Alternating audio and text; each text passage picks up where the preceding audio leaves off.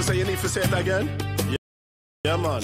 Yo, look what I found. Come get down. Yes, that revolution sound. Call it the second emancipation. What's going on, everyone? I haven't seen y'all in a while. I apologize. I did miss out on that Tuesday show. But we're back. We're here. We're live. We're kicking. We are doing the darn thing. So welcome in, everyone. I'm going to be sharing this out. I would love it if you guys would help out and do the same. But yet you said and you swear by it. You've not been readily, steadily waiting for a chance to resist. The devil is a liar, top of the empire. Blood, sweat, tears, and desire. I put my heart into this. Never forget I'm a soldier. Alright, what's going on, everyone? It's been a while. It's certainly been a while. So thank you guys for joining in tonight. Gonna give it a little while. Let the good music flow through. And get some people in here and we'll get started. Get rocking and rolling here. Thank you guys all for the support. Thank you all for joining in tonight. I am Mr. Murica. Hold on. I am Mr. Murica, the bearded truth, Jason Lyon. I want to thank you guys for joining in tonight. And we got a jam-packed show. So yes, we are starting off a little bit earlier than we normally would, right? 7 p.m. is the normal time. But because I missed out on Tuesday's show, I had to come back and give you guys a little bit more. So we'll start off a little early. We'll probably run a little bit late. We got a jam-packed show tonight. So once again, thank you all. If this is your first time hopping in here, I am Mr. Murica, the bearded truth, Jason Lyon, liberty advocate in its absolute. A little fuzzy. Let me try and fix that for you guys. Oh, looks like we're going to be working with a little bit of a fuzzy cam tonight, but it is what it is. Welcome in from the UK. So, a lot of big stories happening, and I've been missing every single one of them because you guys know how I do. But I want to start off, and we're going to start off with one trigger warning. This is not the big trigger warning that is put out in the title. We'll have another bigger topic, and that one will certainly ruffle some feathers, but it's a conversation that needs to be had. So the first topic that I wanted to talk about was, of course, George H.W. Bush passed. Normal part of life. You would like to honor him. I think that that's a respectful thing. I think that that's okay. I think that everyone should be honoring those who've made an impact to the country in a way that they think is right. So my condolences to the family. I wish them well. I hope that everything works out as good as possible. Now, where this trigger warning comes in, of course, is that Donald J. Trump wrote an executive order for the 5th of December to be a big day in which we shut down a large portion of the federal government. Not a large portion, but a big enough portion of the government that it is certainly something that should be done. So let me pull up exactly what. All right. So the major closures that happened, that occurred because of this big change, because of the executive order from Donald J. Trump himself, Mr. President, we had the U.S. Postal Service will not deliver regular mail, so they weren't out there shipping your regular parcels, regular letters. The stations in which you would come and drop off your mail to, those were often closed, but they were sending out some of the packages. Federal offices will be closed, so if you wanted the federal government on the 5th, that was shut down. The Supreme Court is postponing arguments, so the Supreme Court got the day off. The New York Stock Exchange and NASDAQ will be closed, right? Kind of amazing that we could shut this all down. The House of Representatives canceled all votes for the week. The Senate has postponed votes for the day. So the Senate only gets one day, but the House gets the full week. And all Capitol tours have been canceled until after the state funeral, which I think is the correct decision on that one. And some banks and courts will be closed. So I want to really get into this idea, right? Of course, President Bush, there's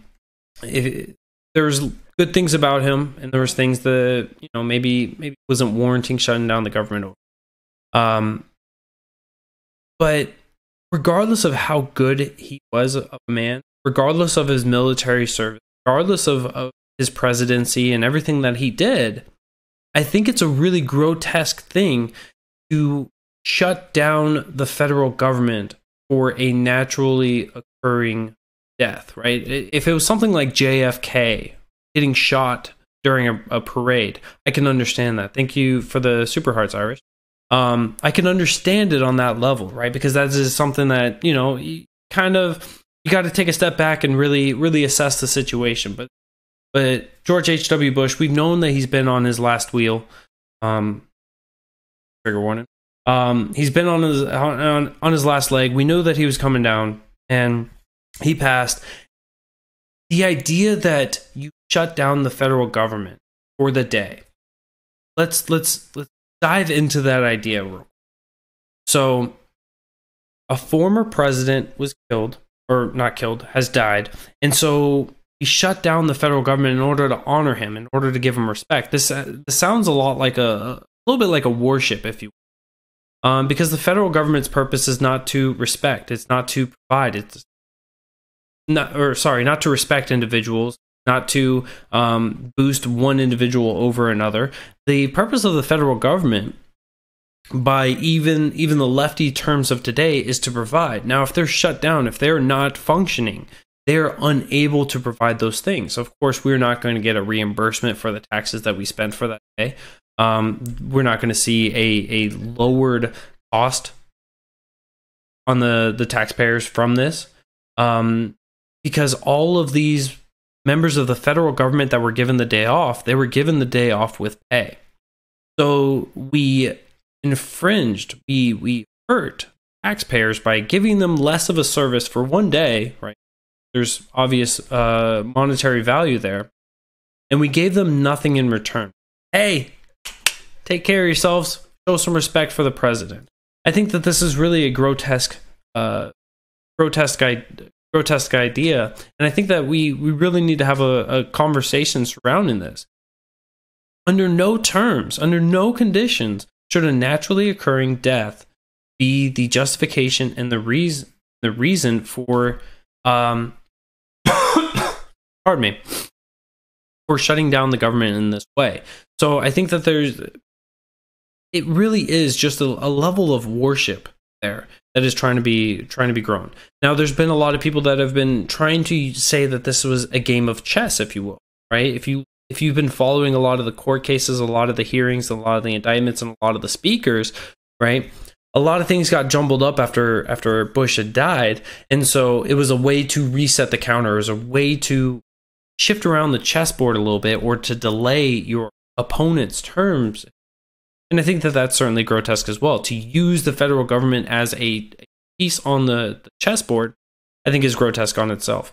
So I'm trying to see where it can be justified, where it can be respectfully done in a way that you shut down the federal government. Now, of course, people that were involved, people that are surrounding George Bush, people that have been directly affected by him in his life, they can obviously request time off. They can also wait for the weekend. They can do a lot of things. Somebody said, are you out of your mind? He was in service to this country since he was 18. I know many individuals that have been in service to this country even when they were 17. And I believe George H.W. Bush got in when he was 17. Well, but that doesn't mean that we shut down an entire government agency, entire department, in order to show respect to him, right? That would be, you don't force people to show respect. That's certainly right. The freedom of speech is also the freedom of not being forced to speech, the freedom of expression, and the freedom to not express. So we don't force people to express, and we don't force or disable their ability to express. And so even on those grounds, it's not in any way the role of the government to stop itself. And I want to go back to one of those specific ones that was shut down.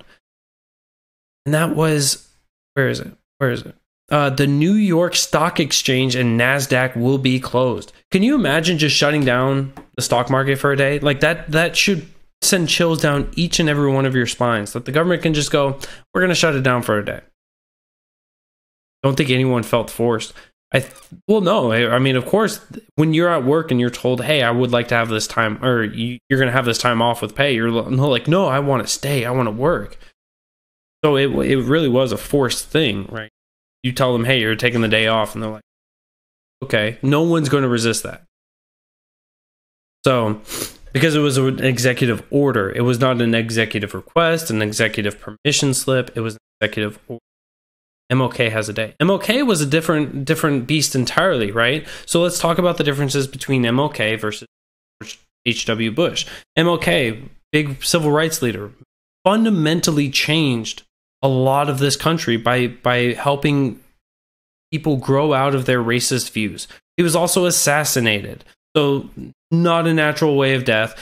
Made a huge, large impact to the world around him.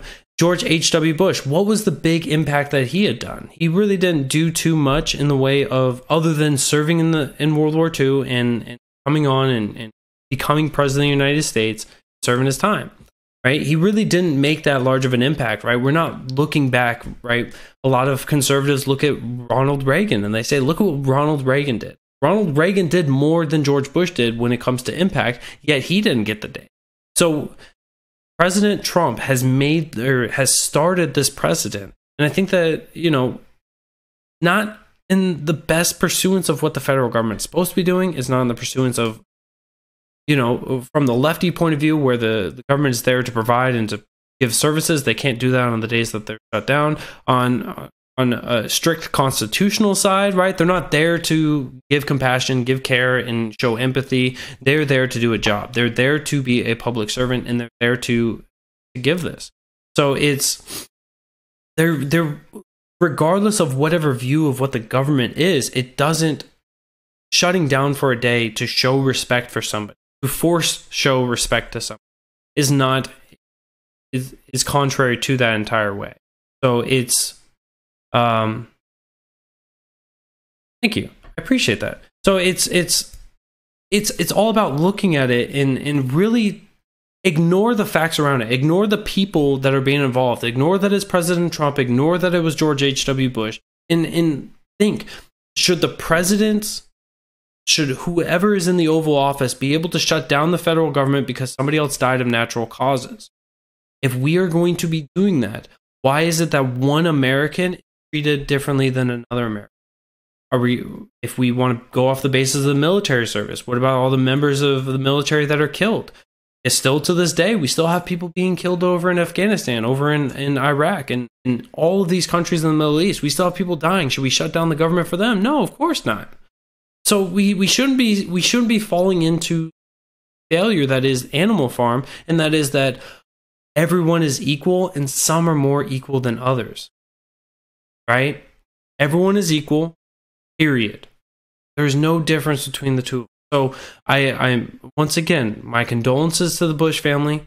I'm thankful that they had such an inspirational father to them. I'm thankful for what he did for this country. I'm thankful for a lot of things. I think that everyone can show respect to him, and I think that you should. But at the same time, what was done at the federal level via an executive order was not necessarily a good move. I think it was a really disgusting move in the long run of things. So apologize. I'm still getting over that sickness that canceled the. So we're gonna move on from that, and I want to dive in a little bit to Donald. Oh, I just clicked away from the link.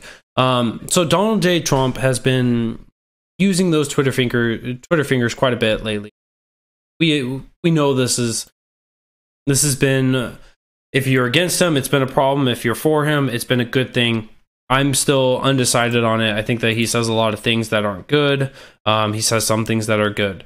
So he had one tweet, and he basically was just going after Rex Tillerson. He started off with Mike Pompeo's doing a great job, but Rex Tillerson's stupid, dumb as a rock. And this is all in response, and a lot of people have missed this. So this article is from The Hill. This was 12/7, so this morning at 9:42. It was basically saying that Rex Tillerson said that he often had to push back against President Trump, telling him that some of his requests would violate the law. And so he basically broke it down, and he was just saying, look, President Trump had motive. He had intent to get these changes, and I had to guide him through the legal loophole in order to get it done. If we want to get this law changed, we have to go to Congress, and when Congress can change the laws, then we can do that, but we can't just do this on our own. And so Rex Tillerson tried to make President Trump look bad, And so President Trump, as President Trump has always done, he wanted to have his own pushback. And so it's a petty feud. I think that people are really getting focused on who Trump is pushing against, who's punching right now, and kind of miss the bigger picture. Really miss it when you focus on small, insignificant people. Because Rex Tillerson's out, and if he says those things, what matters? What really matters in the long run? Does it matter if somebody wants to break the law, or does it matter if somebody does break the law? Right? And when somebody wants to break the law, are they informed on the law? Are they ignorant? Are they doing it out of malice, or are they doing it out of ignorance?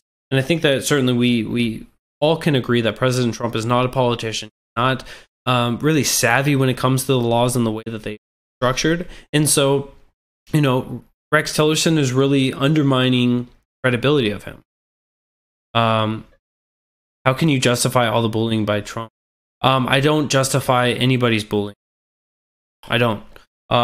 So Rex Tillerson kind of put a target on his head by coming out here and talking about this, undermining the credibility of what Trump did, and Trump punched back as he normally.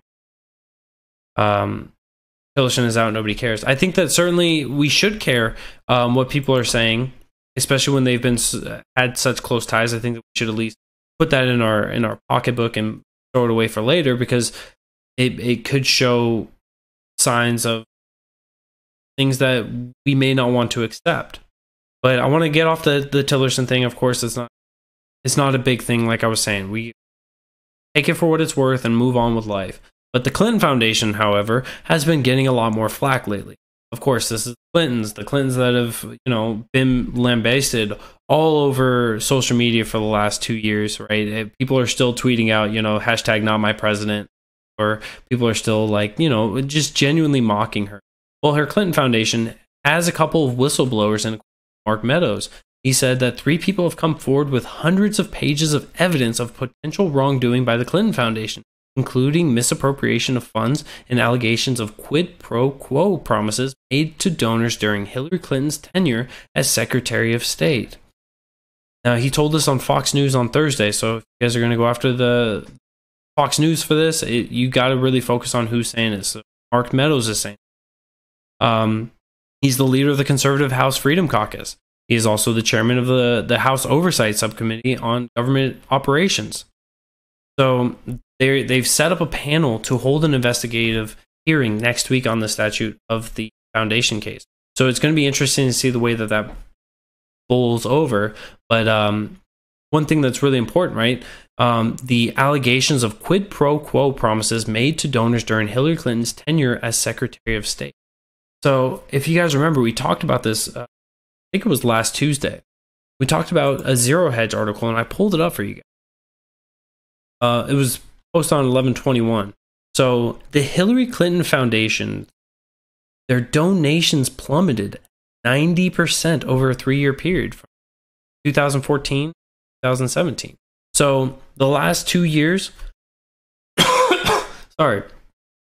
last 2 years, and then the first year after she's out, they've lost 90% of the donations coming in there. And it really puts this narrative out there that there really is a quid pro quo, because she was running for office, she was running to become president, she was running to maintain power and to hold this control.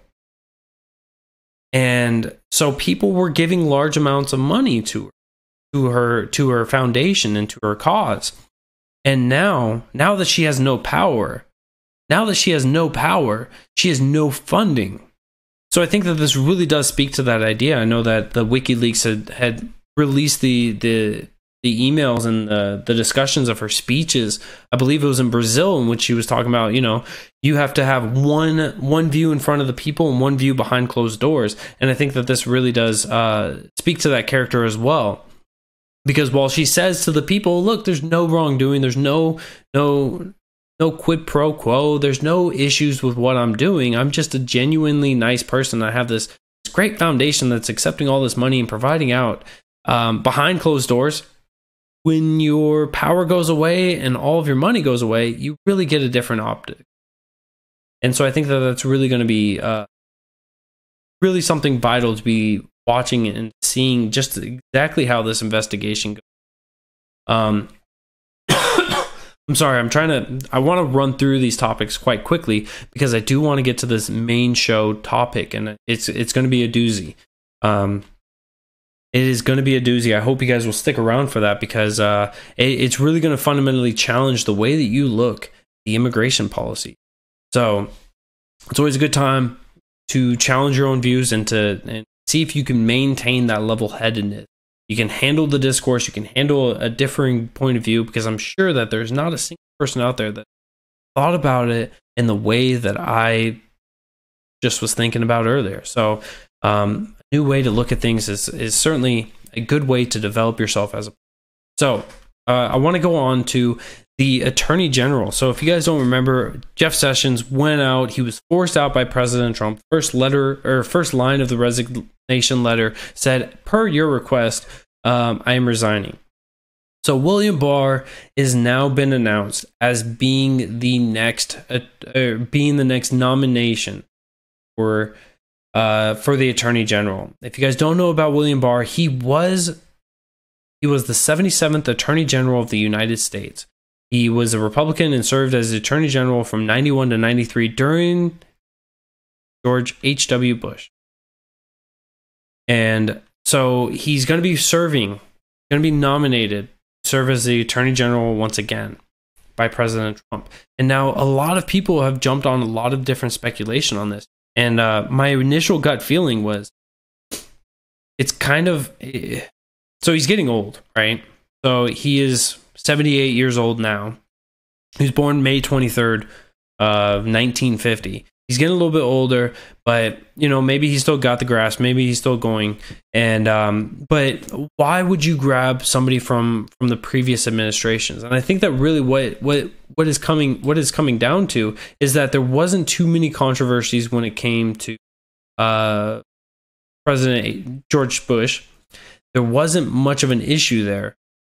And from that, right, this is a way to not only take somebody from a simplified administration, but it's also to reach out the olive branch. There's been a lot of animosity between the old school Republicans, new school Republicans, if you'll count the Trump administration as. And so they're wanting to change this up a little. Somebody said 1940. So this article, 1950. So I want to explore the optics on that a little bit. So yes, it could be just trying to find somebody to smooth out the course a little bit and try to bring it back and change up what's been going on, because Jeff Sessions and Donald Trump didn't get along. They disagreed on a lot of things. So he may be looking to have somebody that is that knows the ropes, and maybe he's hoping that person will bow to him in other ways. Barr was one of the individuals out there that was talking about the Clinton Foundation investigation, saying that need to occur, that need to be handled better and more with a bit more integrity. And actually, I believe he even said that he wants to see charges come. So you have William Barr being nominated. I'm sure that the Senate's not going to really oppose this. If they do oppose this, then it is going to be on the grounds that it's because it's from Trump. And I think that may be another one of those things that this may be a test of. Is it because it's from Trump, or is it because of who he is? And we're going to see if they really go through and they fine-tooth comb him and his history, and they find things from before H.W. Bush, right? Then we know that they are just trying to do exactly what they did for Judge Kavanaugh, and that is the search and destroy. That is exactly what they would be doing. They would be doing the search and destroy because it came from Trump. The Trump derangement syndrome is real. Like, it's palpable. And so it's going to be interesting to see the way that unfolds. Pardon me. So it's going to be interesting to see how all of this plays out. I'm excited. I'm always excited to see change, because the change is what really brings us around, and we can continue on having these great conversations. But yeah, so the big challenge, the big topic that I really wanted to bring up with you guys. So get your trigger warnings, get in your safe space, get your puppy, get your kitty, get whatever it is you need, because I'm going to break this down for you guys, and hopefully this will fundamentally change the way that you've been looking at the immigration policy. If you are one of the people that are in favor of the border, in favor of the border wall specifically, this is going to challenge you. So I encourage you guys, do whatever it is that you need to. Stick around and enjoy it. So I'm going to break this down for you guys really, really, really simply. So reading through the Constitution, reading through it through strict adherence to the Constitution, the federal government has no authority over the border. Okay? Has no authorities. The only two things that are involved with immigration that can be construed as immigration is that Congress has the right to decide on naturalized citizen or naturalized citizenship. The other one is that invaders can be stopped by the president. So this would be groups of people that would be coming in. They're able to be stopped by the president, right? He's able to stop and defend our borders from invaders. You can't treat individuals as invaders. This is why immigration doesn't look in the way of invaders. This is why that President Trump was wise in trying to call the caravan an invader or an invasion. If he calls it an invasion, if people accept it, they can't challenge him on that. And so this is why it was such a big deal for Jim Acosta to fight against that on that level. So understanding that the federal government was never delegated the authority over the borders, over having a strict immigration system, and certainly it was never given the authority to build up a border wall. What would that mean? That would mean that all of this would go. All of this would go to the states. This would be powers that was never delegated, so it would remain with the states. So all the states are able to do as they see fit when it comes to immigration. They're able to deport people. They're able to function as they see fit. So really, when you're asking for a border wall, the way that it could be applied without having an amendment to the Constitution, I think that would be really difficult in order to get passed in this country right now. Right? Getting really any amendment that is heavily in favor of Democrats or heavily in favor of Republicans and their views would not be something that's feasible. Let's just be honest, right? The country is too divided for new amendments to come out. So the states themselves will have this immigration. Okay? So if they are the ones that are concerned, they are the ones that have to actually apply this immigration policy. How would this function on a state level? Well, the first thing, right, they can look at the citizenship. They can see if they're a naturalized citizen, right? This is the federal government saying this. If they're not a naturalized citizen, they can deport them. They can remove them. They can do as they see fit, as long as they have laws that they're abiding by. Something that they would have to have within their constitution or within their state laws. So let's say, let's go with an example. Georgia. No, I'm sorry. South Carolina. Let's use my state. South Carolina decides that they want to have a border. So we don't want any illegal immigrants in our country or in our state. If we don't want any immigrants in our state, how would we do this? If we implement a wall, what will that do? That would mean that anyone that transfers from North Carolina to South Carolina, anyone from Georgia to South Carolina, anyone from any of the bordering states around us that wants to come in has to go through a security checkpoint at the border. This is going to inhibit, this is going to hinder the trade, right? So there's people that, obviously there's truckers that drive from one state into our state, so this is going to hinder that because the process is going to be slow. We have to check the validity of these people coming into our so it's going to hinder that. I live in the top northwest portion of the state. So at my job, I have co-workers that live in North Carolina that drive to South Carolina. Now you're hindering them each and every day. So if we have a border wall there, this is not going to be something that is going to expedite. This is not going to be something that necessarily will be effective, right? For my state, we might have enough population in order to really cover that border. We would have to kind of hope that nobody would come in from the Atlantic, but we can at least cover the border. So that would be something that would be feasible for my state. if you go to someplace like Wyoming, how is Wyoming going to have the population? That wouldn't be something that would be feasible. So they would have to do something that I would think would be much more pragmatic, as well as something much more efficient and effective. And that is basically saying, hey, we're going to have a couple agents, we're going to have a couple people that are a part of the deportation process or whatever process it is. And so it's a matter of, you break the law, you're found guilty of breaking the law, you're found out that you're not a natural, not somebody who is legally immigrating to this country, you're somebody who's done this on your own free will. And so once you've broken those laws, then you are now susceptible to being deported. This doesn't require a wall. This requires an actual adherence to laws that are books.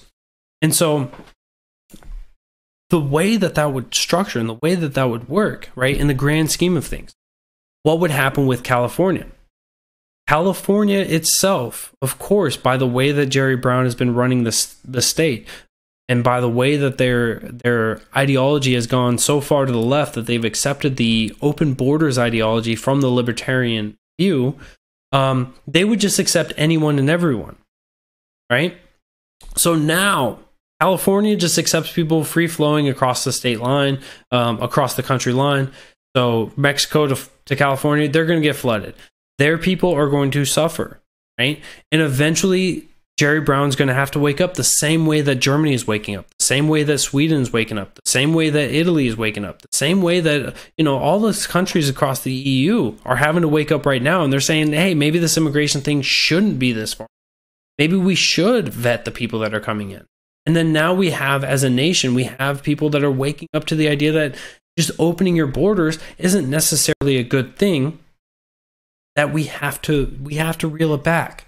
So I want you guys to think about that, really. I want you guys to think about the idea that I just put out to you. So it's unconstitutional to put a full wall on the border unless we have an amendment. Okay? So are you willing to sacrifice your state's economy, the transients through, everything else, by putting a wall on your own state? If you're not willing to do it on your own state, why would you be willing to do it on your country? I'm rambling. Thanks. If you're not willing to do it for your state, hurt your state in that way, why would you be willing to do it for your nation? There really is that, right?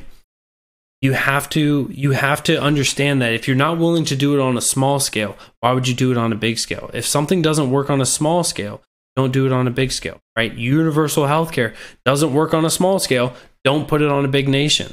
Don't put it across America. Do it on your state, let your state fail, and then you'll go back to the free markets. The immigration thing is the same thing as healthcare, is the same thing as economics, the same thing as everything that is done when it is ran by a centralized power. And that is that it fails. The more centralized the power is, right, as everything gets built up and into one central thing that covers larger areas, right, the worse off the fails are, the more people that are affected by the failures, as well as the less effective that it will be. Thank you. I appreciate that.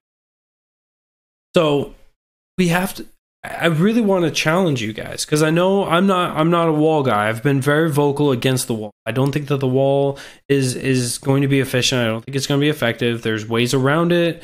It's just not going to be something that make it. It's not something that's feasible, and it's certainly not something that's too. So I've been very loud and vocal against it. But I know that a lot of people are in favor of the wall. I'm not discouraging you. I'm not hating on you for doing that. But I want you to look at it from the other side. You can't do it for your state. Why would you do it for the right? I live in a welfare state, and Rhode Island fails in almost every. Yes. Yeah. Oh, I apologize. You're from Rhode Island. Yes, I was living up that way. I was in Connecticut working in Rhode Island for a while. I understand the failures that are up there.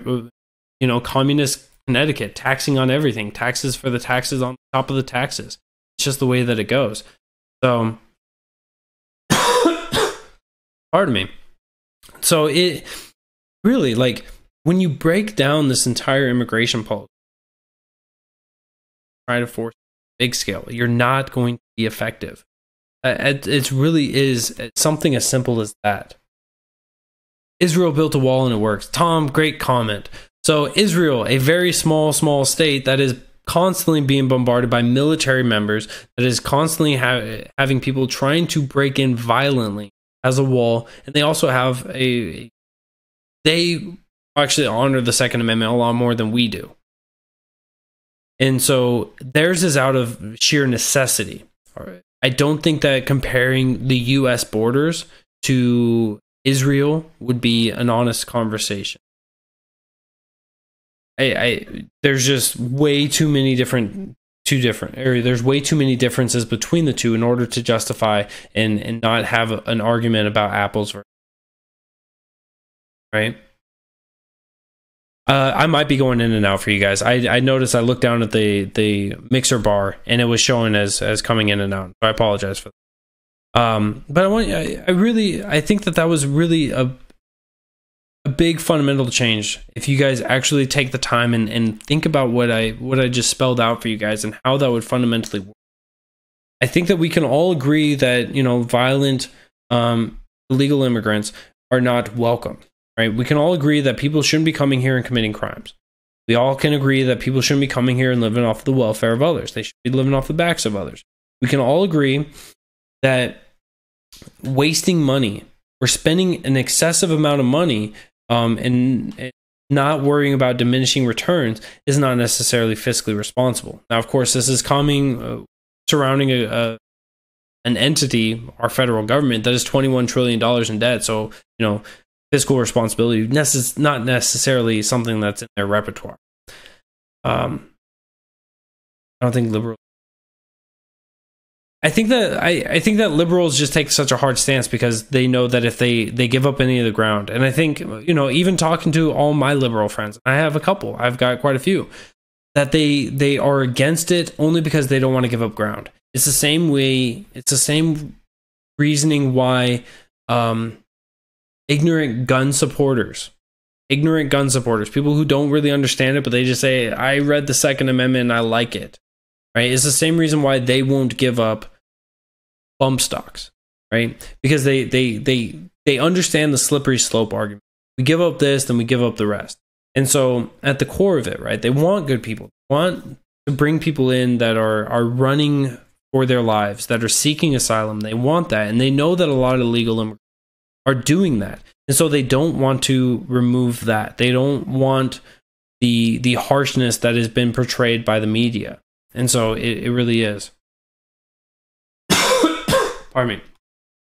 Yes, Donald Trump said that he's not worried about the debt. He, to give you guys a better quote of this, it was reported that Donald Trump said, I'm not worried about the debt because the debt's not going to affect me while I'm in office. He was talking about a long-term debt, a long-term growth, and certainly that should be something that he's concerned about today. I think that's something that everyone should be concerned about. I wish that it wasn't just the libertarians saying, stop spending all the damn money, start saving it, start actually having a surplus on the deficit, or not on the deficit, but on have a revenue each year, have an actual revenue, have an actual surplus. And then we can knock down this debt and stop killing or stop hurting the future generations. Let's actually be fiscally responsible. But of course, Democrats want to point at Republicans and be like, look how irresponsible they are. And Republicans look at the Democrats and they do the same. I speak for liberals. Jason, this platform you are on was created by someone else. Aren't you living off of them? So here's an interesting idea for you. Right? If they created the platform, right, and they say our consumers are using this platform, right, and they're saying we're not going to charge you for that, do they get the responsibility or do they get the credit for everything that is created on their platform by others? I think that running down into this weird ideological, like, intellectual property is everything argument. Certainly, right, what I'm producing, what I am actually providing to you guys, sure, Periscope and YouTube are platforms that were created by other people, but they don't get to have credit for what I'm doing unless they want to be a publisher and they want to say, look, we are endorsing him and we're paying him and we are providing to him for doing this. So argument really doesn't hold up on an intellectual level, and I apologize. And so welcome in, Boogie Bumper, man. You missed it, man. You missed both triggerings. So we had the first one. The first one was about George H.W. Bush and President Trump writing an executive order to shut down the federal government. Good time had by all. And then we, of course, went into the border wall, and it'll be a good one, so you should go back and check that out. The invention exists literally because people use it in this fashion. What argument is that? Yeah, right? I am on YouTube. If you guys want to follow me on YouTube, I just started on YouTube, so I've got like 30 or 40 followers right now, or subscribers. If you guys want to go find me over there, it is Mr. Merker, the Bearded Truth. You can find me over there. Hit the follow button for me if you will. Help me out. Help me get some followers over there. Let's get my reach out there over on the YouTube land, because that's going to be big. That's going to be helpful. That's what I need. That's it. I can't just entirely hope that Periscope's always going to be beneficial for me. Thank you so much for this. Thank you so much, Cheesy. What is that name? Cheesy Gloina? I probably butchered your name, and so I apologize deeply. But so yeah, so I was talking about the border, right? So the immigration policy. So if you guys haven't followed Boogie Bumper is the great man from down under, the Australian man, coming in, talking about politics, talking about Trump, talking about the world of MAGA, talking about everything under the sun, effectively. Great content producer. I promised him that I would have some triggering responses from him. Looking in the comment section, I certainly did achieve that. And so I want to thank you guys for all coming in and being triggered on those two topics, because I surely saw a lot of hate and discontent, and it is what it is. But so I have some big news that I want to share with you guys as well. So I hurt my finger on Sunday. I actually, that's not the big news, but I got this right after my big news. The Mrs. Bearded Truth, the wonderful, lovely, beautiful wife of mine, has decided that she wants to have a little beard or a little beardette. And so she is actually pregnant right now. We are due, funnily enough, we are due same time that the Lion King movie comes out. So a little play on the last name. My last name is Lion. If you guys missed it from the intro, Jason Lion, Mr. Merker, the Bearded Truth. So lion jokes are a plenty. And so we are having the wonderful little beard or beardette coming out the same time as the Lion King. Expect a Lion King reference from now until forever. It'll be a beautiful time. I'm excited. She's excited. It's going to be beautiful to see the Lion Clan grow. The Lion Den. The Lion Den is going to continue to grow, and we're probably going to have to move here soon, just to grow and expand that way. So big news coming in for me. I wanted to share that with you guys because you guys are family. Friendly Fribble, thank you. You found me. Thank you so much. Make sure you hit that subscribe button for me, please. Love you very much. So big news coming for me. Other than that, life has been going on. Life has been good. We have 2, maybe 3 guests coming on in the next 3 weeks. So tomorrow night we should be, as long as it doesn't snow. So being in South Carolina, we may have like 2 inches of snow, and that's going to basically shut us down. They don't know how to drive out here. If we do not have the snow, I will be having a wonderful man who's going to be running for office. He's going to be coming on the show tomorrow to talk to you guys, so make sure you guys tune in for that. On next Wednesday at about 6:15, 6:30, we will certainly, Hermit, welcome in, man. We will certainly be having Mr. Laird Minor himself coming on. He is the head of the Libertarian Party. He's going to be coming on. We're going to be talking a little bit about what he does in his personal life or with his career, and that is the government watchdog. He is the man and the brains behind the idea of ensuring that the state of South Carolina adheres to the Constitution as written. So a beautiful, beautiful man to come in here. And so we're going to have him come on. And then we're going to have a third guest. He's coming all the way up from Florida.